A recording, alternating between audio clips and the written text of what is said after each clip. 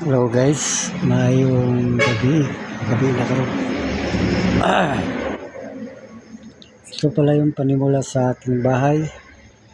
Yan, nakita nyo. Yan ang ginawa namin na ngayon ay nakatayo na. Yan ang forma nung una pa.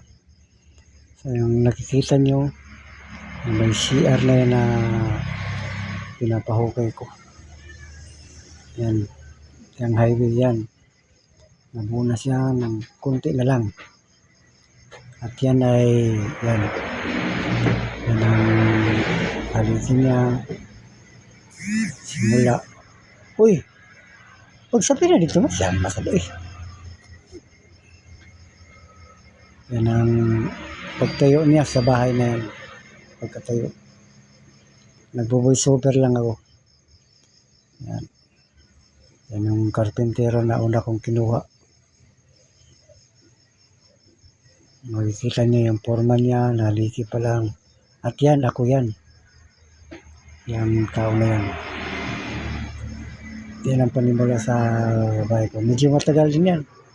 Dahil inabot din ng mga 8 months bago mabuo.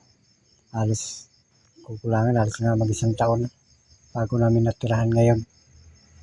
Yung bahay na yan. Hindi po man nabuo, kaya may trapal sa ulo. Hindi pa pala nabuo dahil may trapal pa sa baba. Nakatrapal po pa ikot Yan. yan. Yan ang kanyang panimula sa pagkagawa niya. Yan ang pag-layout niya. Marami pang kulang ang bahay na to.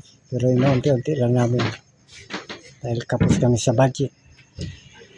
At yan, yung flooring, yung CR nga, hindi pa nga na umpisahan. Yan palang hollow blocks palang naka sa kanya. At yan, yung nakaitim dyan, nakaupos may bato, ako yan. Makikita nyo, yan, may atip na. Mayroon siyang bubong. Yan. Makikita nyo. Mayroon ng siyang, yan. Yan ang CR ko. Hindi pa nga naumpisahan. Wala pang bowl. Kailangan pa siyang tabunan ng lupa. Yan ang forma niya. Sa bahay niya. Hindi pa siya wala pa siyang dingding. Klading ang dingding ko dyan. Tapos yan, ngayon, trapal pa yan hanggang ngayon. Kulang pa. Pero may pinto na yan. Ilagyan ko lang ng pinto yan. Nakaklading na si Babaw. Yan, kulang pa rin yan. Pinapalan ko lang ng yan. Trapal para hindi kami makita sa loob. Yan, yan. Yan ang cladding niya. Tapos na ngayon yan. Okay na yan siya. Yung sa baba na lang ang kulang, tapos CR, alababo, yun lang. Ang pababa. Sa baba. Ipakat isa din. Yun lang ang niya, kulang.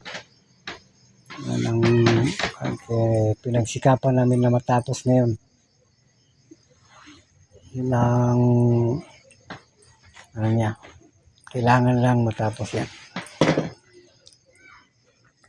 Yan, dinding na yan, okay na yan. Wala na akong problema dyan ngayon. Dahil yan ay tapos na talaga. Yung sa baba na lang talaga, medyo kailangan pang ayusin. Medyo marami pang kulang. Yan ang kanyang kabuuhan. Nalagyan na rin ng division ng kwarto yan. Nakikita nyo yung dati pa yan. Mga ilang buwan din, mga 8 buwan. Magsisiyam na buwan bago yan namin natirahan ngayon. Bago lang kami ditong lipat. Bago namin natirahan. Bago pa lang. Bago namin natirahan. Pero ilang buwan din yan namin na nakatingga. Hindi namin na tapos. Kaya pinagsisikapan namin ngayon na matapos yan. Bahay na dahil. Kukunin ko yung mga anak ko doon sa Cavite. Kunin namin dalawa. Sa Cavite sa Pampanga. Kailangan pagdating dito. Pero okay na, matitira na siya kahit marami pang kulang.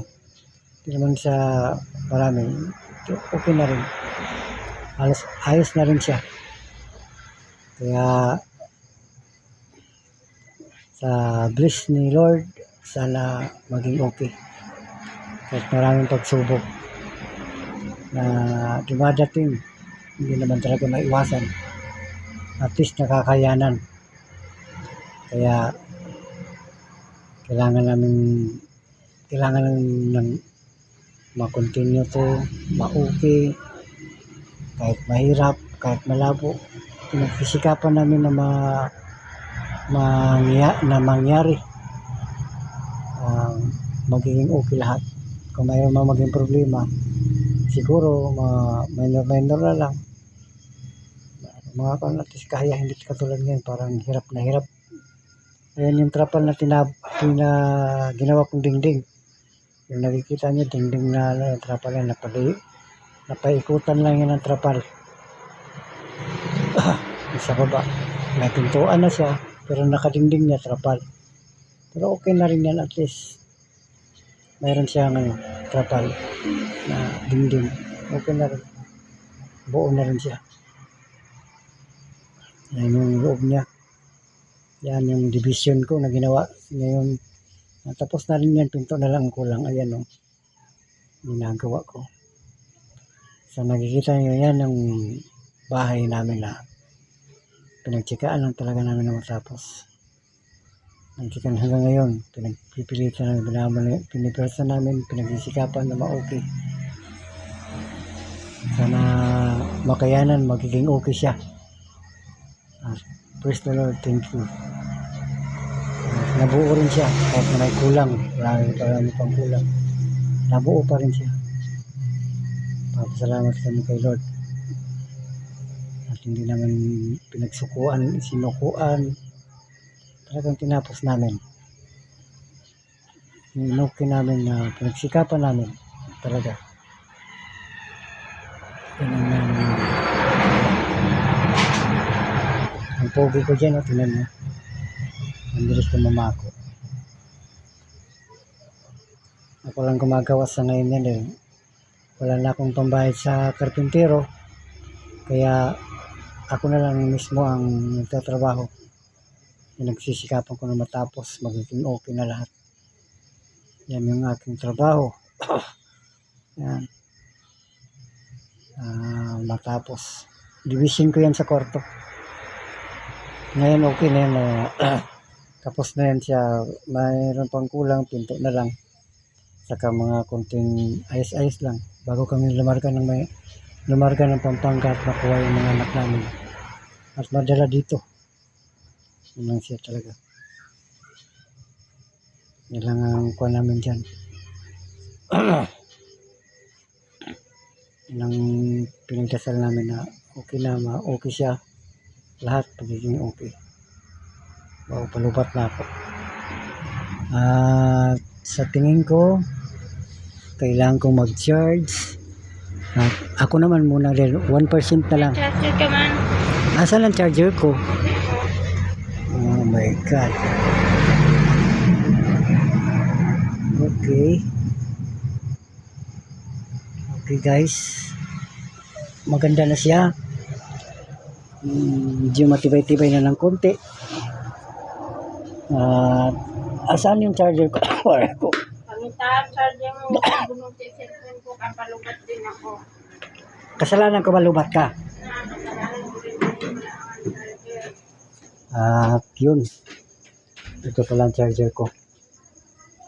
At guys, nagbo-voice over lang ako. At yun na nga. Yun na nga ang tungkol sa aking ginawa naming bahay na almost 8 months or magna 9 months na siguro bago namin matirahan. Kahit maraming kulang, di pa tapos, pero